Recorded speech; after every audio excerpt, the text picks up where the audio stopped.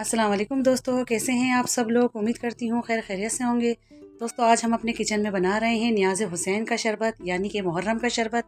और आज 7 मुहर्रम है, जैसे कि आप सब लोगों को पता है कि हर जगह हर तरफ सबीलें लगती हैं। हज़रत इमाम हुसैन रज़ी अल्लाह ताला अन्हु के हवाले से नियाज़ नज़र का एहतमाम किया जाता है, शरबत पिलाए जाते हैं।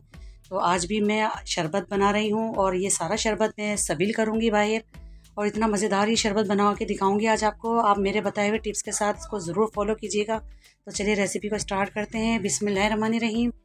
यहाँ पर मेरे पास दूध है, दूध को मैंने चूल्हे पर चढ़ा दिया है, इसकी बॉइलिंग आने का मैं वेट कर रही हूँ। और दूध है मेरे पास तकरीबन 8 किलो मेरे पास यहाँ पर दूध है, और इसको मैंने चूल्हे पर चढ़ा दिया है। अब जैसे इसके अंदर बॉइलिंग आएगी तो इतनी देर हम इसके अंदर कुछ और काम कर लेते हैं। तो यहाँ पर मैंने थोड़ा सा पहले निकाल लिया था, दूध बॉयल है लेकिन ठंडा है दूध। ये आधा कप के बराबर मेरे पास ये दूध है, और यहाँ पर मैं इसके अंदर शामिल करूँगी वनीला कस्टर्ड के 2 टेबल स्पून।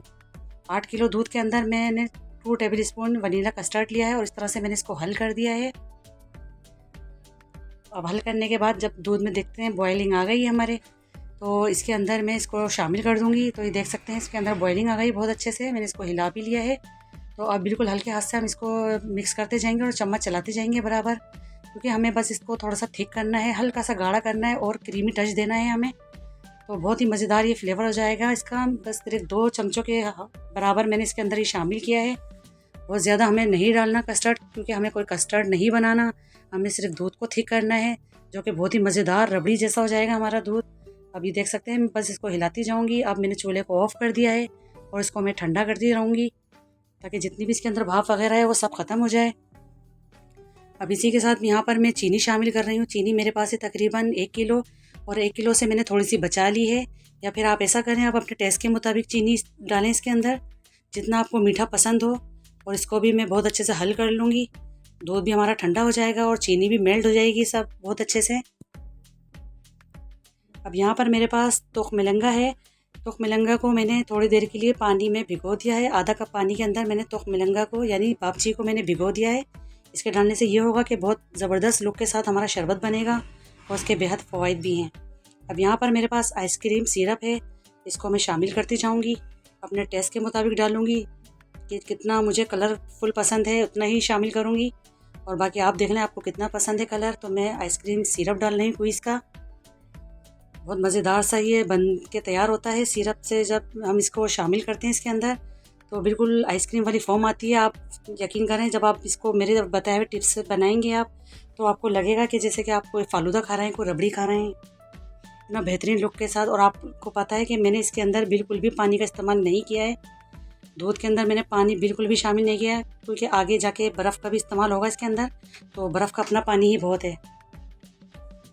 बस इसको मैं हिलाती जाऊंगी और इस तरह से मैं ठंडा करती जाऊंगी। और देख सकते हैं कितना बेहतरीन सा वो इसका कलर आ चुका है इसके अंदर। अब मैंने यहाँ पर तुलख मिलंगा भी शामिल कर दिया है, यानी मैंने बापची को भी इसके अंदर शामिल कर दिया है, जो कि बहुत ही यमी लगती है देखने में और बहुत ही ज़बरदस्त लगती है। यहाँ पे मैंने पिस्ते कट करके रख लिए हैं, इस तरह से पिस्ते भी शामिल कर दिए हैं।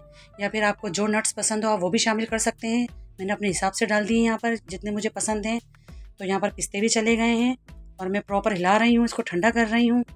अब इसको बहुत ही अच्छा ठंडा ठहर करने के लिए हम ये करेंगे कि बड़े बड़े पीसेस में इसके अंदर मैं बर्फ़ शामिल करूँगी, ताकि बर्फ़ से बहुत अच्छा हो जाएगा इसका फ्लेवर, और इतना ठंडा ठार हो जाएगा कि पीने वाले को मज़ा आ जाएगा। बिल्कुल आप फील करेंगे कि कोई आप फालूदा खा रहे हैं, कोई आइसक्रीम खा रहे हैं, इतना बेहतरीन से खुशबू के साथ और इतना कलर फ्लेवर के साथ आप इसको पियेंगे तो मज़ा ही आ जाएगा इंशाल्लाह। आप इसको एंड तक मेरी वीडियो को देखिएगा। अब इसको मैं बहुत अच्छे से इसको ठंडा कर रही हूँ। और प्लीज़ कोई सी भी न्याज़ नज़र आप लगाते हैं तो प्लीज़ दिल से लगाया करें, पैसा खर्च किया करें, इससे आपके माल में कभी भी कमी नहीं आएगी इंशाल्लाह, अगर आप ऐसी सोच रखेंगे तो। अब यहाँ पर मैं इसके अंदर जेली शामिल कर रही हूँ, रेड कलर की, यानी कि स्ट्रॉबेरी का फ्लेवर डाला है इसके अंदर मैंने, और बनाना का डालूँगी इसके अंदर ग्रीन रंग का।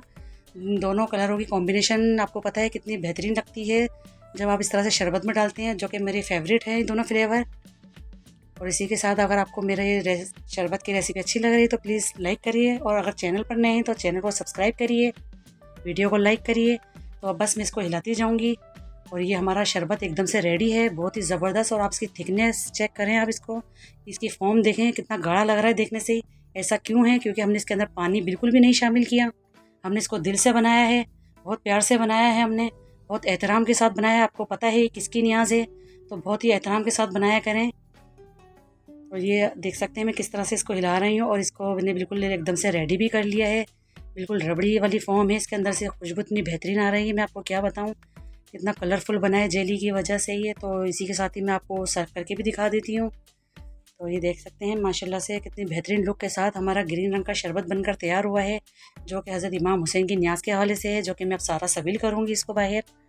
और इसी अल्लाह पाक हम सब की न्याज़ों को अपनी बारगाह में कबूल मकबूल फरमाए। और ये थी आज की हमारी छोटी सी रेसिपी। रेसिपी अच्छी लगी तो प्लीज़ लाइक करिए, शेयर करिए और सब्सक्राइब भी करें। अगर चैनल पर नए हैं तो ज़रूर सब्सक्राइब किया करें, वीडियो को लाइक करें और मुझे दीजिए इजाज़त। अल्लाह हाफिज़।